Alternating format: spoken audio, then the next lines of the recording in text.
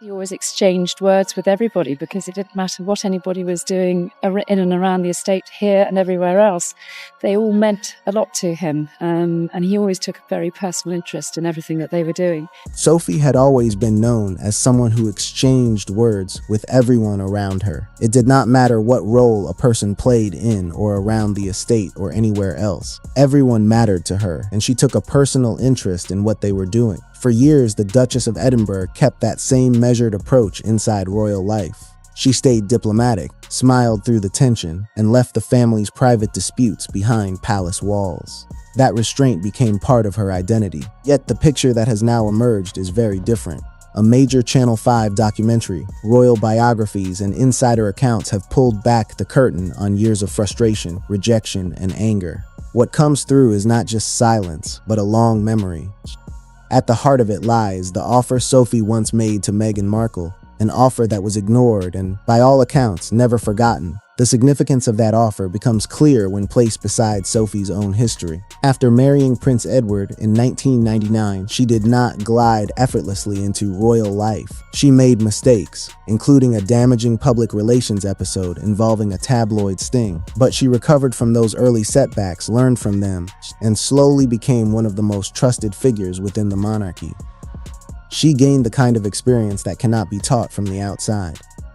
By the time younger women were marrying into the royal family, Sophie had already seen how the institution worked, how difficult it could be, and how easily a newcomer could stumble. That was why she offered help. She did so gladly, and not as a symbolic gesture, but as someone who truly believed she had useful guidance to share. A recent Channel 5 documentary, Royal Peacemaker, Sophie, Duchess of Edinburgh, which aired on May 16, 2026, presents that role in detail. It shows Sophie as a woman who stepped in to help Kate Middleton navigate the pressure and expectations of her early royal years. It also makes clear that Meghan Markle was offered the same kind of support and did not take it. Royal commentator Emily Andrews explained that Sophie approached both Kate and Meghan with warmth and openness, making it known that she was happy to be a mentor of sorts. She had already lived through the transition from commoner to royal and understood the difficulties involved. According to an insider, Sophie and Meghan spent hours together, discussing many subjects. Meghan asked many questions, and Sophie, finding her likable and engaging, answered freely. She even told her she could call anytime for advice, especially if she needed help dealing with some of the trickier members of the family. What followed was not what Sophie expected. After spending hours with Meghan and opening the door to a continuing relationship, she never heard from her again. There was no follow-up, no call, no message, and no invitation back to Frogmore Cottage, where Meghan was living with Harry at the time. The insider who described the meeting said it would have been nice even to receive a return invitation, but none came. That silence turned what might have been an ordinary missed connection into something that felt pointed.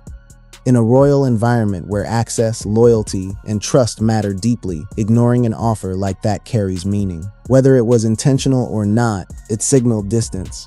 Sophie had extended a hand based on hard-earned experience, and Meghan chose not to take it. That early divide would come to shape much of what followed. The contrast with Kate was impossible to miss. Sophie's support of Kate became one of the quiet success stories inside Buckingham Palace. Royal correspondent Victoria Murphy describes Sophie as a natural mentor for Kate in many ways. Their relationship was built not on spectacle but on small, steady gestures that came to matter a great deal. Sophie and Kate were seen walking side by side at state occasions, sharing moments of calm during difficult appearances, and building a bond that gradually became one of the strongest alliances in the family. Kate listened, learned, and adjusted. Over time, she came to be seen as one of the most effective working royals of her generation. Sophie's influence on that transformation was subtle but powerful. She became, in effect, shoulder to lean on as Catherine grew into her role as Princess of Wales. Placed beside that story, Meghan's refusal of the same help stood out even more starkly.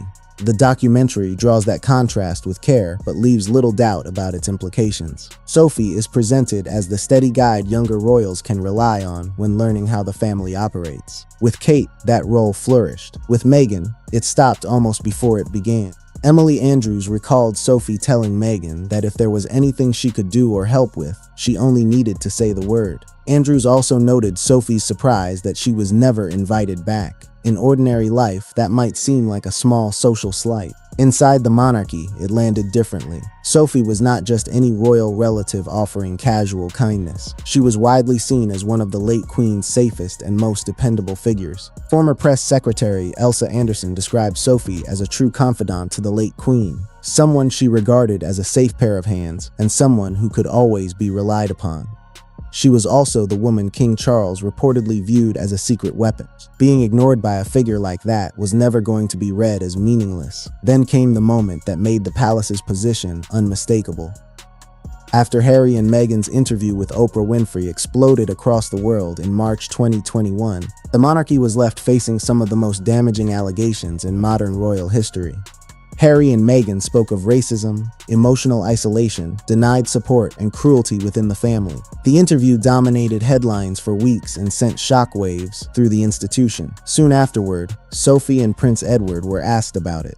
Edward answered, "Oprah, who?" And Sophie followed with a laugh and the words, "What interview?" Together, their response was only 8 words, but those 8 words delivered a very clear message. They would not dignify the interview with engagement. They would not treat it as something commanding serious response. By pretending not to know one of the most famous women in the world, they signaled public dismissal. That exchange was brief, but its effect was enormous.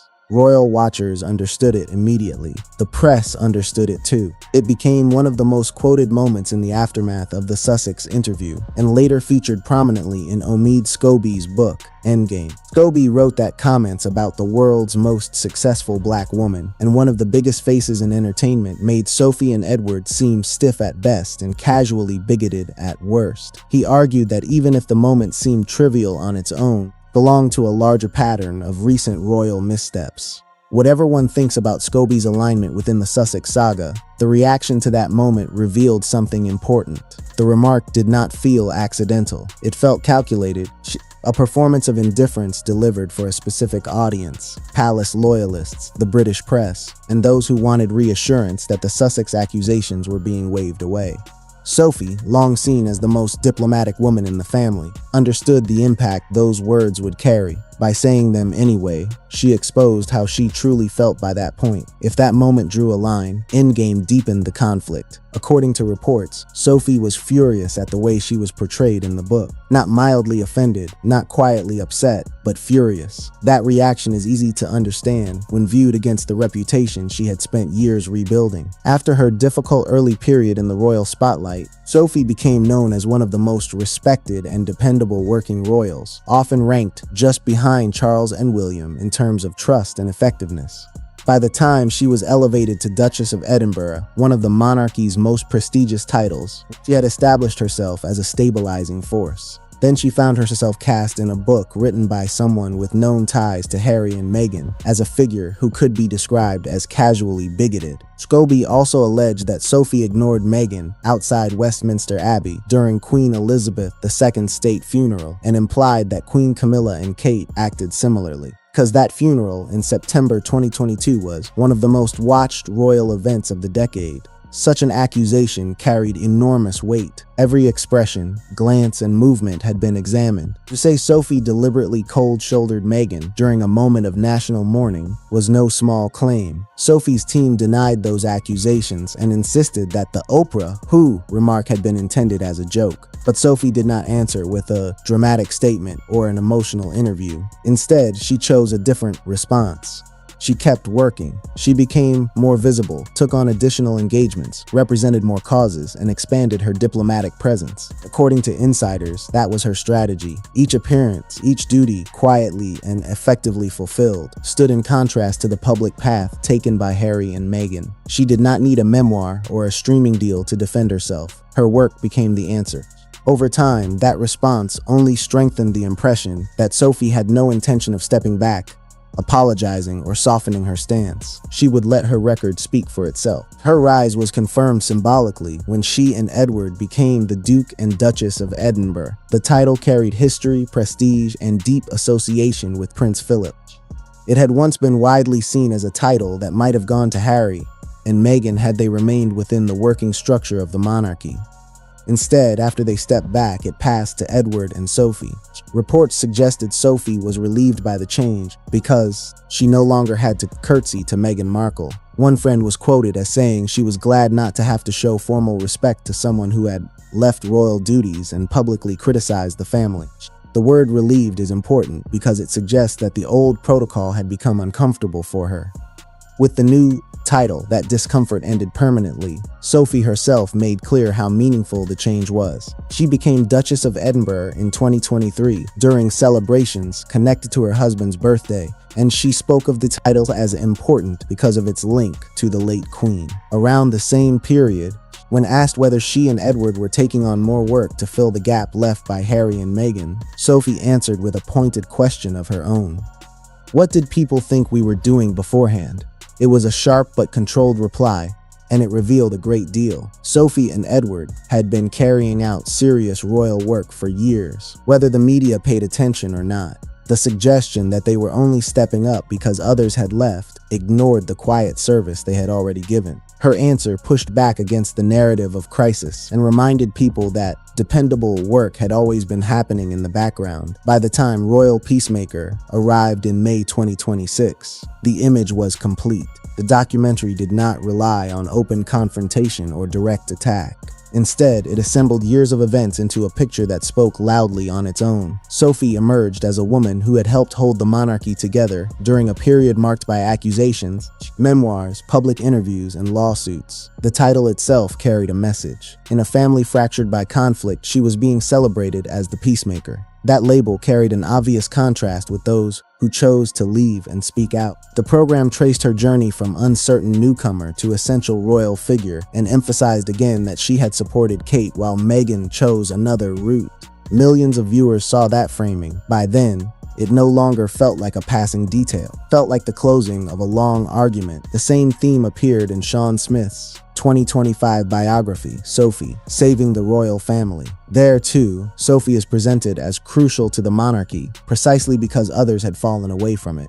Around that time, another striking contrast emerged. Shortly after Meghan Markle appeared in Geneva, Sophie spoke at the World Health Assembly as global ambassador for the International Agency for the Prevention of Blindness. She addressed urgent concerns surrounding avoidable sight loss in front of health ministers and diplomats. The moment reflected two very different paths. One woman had left the royal institution to act on her own terms. The other had stayed within it and taken on a global cause in service of something larger than herself. Sophie did not answer criticism through press conferences or dramatic speeches. She answered through title, duty, documentary, brief cutting remarks, and sustained public work. That may be why Sophie was underestimated for so long. She was never the royal who chased attention or dominated headlines with scandal. Her strength worked differently. It built over time. Now she holds the Edinburgh title, which enjoys the trust of King Charles, maintains a strong bond with Kate, carries an international role, and has a documentary positioning her as the one who helped keep the family steady while others walked away. The result is not loud, but it is unmistakable. Sophie's silence, once seen as passive, now appears to have been strategic. She waited, worked, endured, and allowed the contrast to sharpen on its own. Seen in full, the story is not just about one ignored offer of mentorship, one joke after Oprah, or one angry reaction to a book. It is about years of choices moving in opposite directions. Sophie extended guidance, loyalty, and institutional understanding. Meghan declined the path Sophie offered and moved toward California, branding, and a life beyond the palace. Kate accepted that support and grew into the role. Edward and Sophie kept working even when they were overlooked. Harry and Meghan stepped away while continuing to shape the public narrative from a distance. The monarchy, bruised but still functioning, found in Sophie someone who could be trusted to absorb pressure without turning herself into the story. That is why the current moment matters so much. Sophie has not abandoned restraint, but she no longer needs to hide what the record already shows. In the end, the most striking thing is how little she actually needed to say. A missed invitation, a brief laugh, a title accepted with meaning, a pointed answer to the press, documentary that lays the contrast bare, and a working life that never stopped. Together, those things form the clearest statement of all. Sophie offered support. Meghan did not accept it. Sophie remained, built trust, and gained influence. Meghan left, criticized the institution, and became a symbol of everything Sophie quietly chose not to be. If this is what it looks like when Sophie finally breaks her silence, it is not wild, emotional, or chaotic. It is controlled, deliberate, and all the more cutting because of that.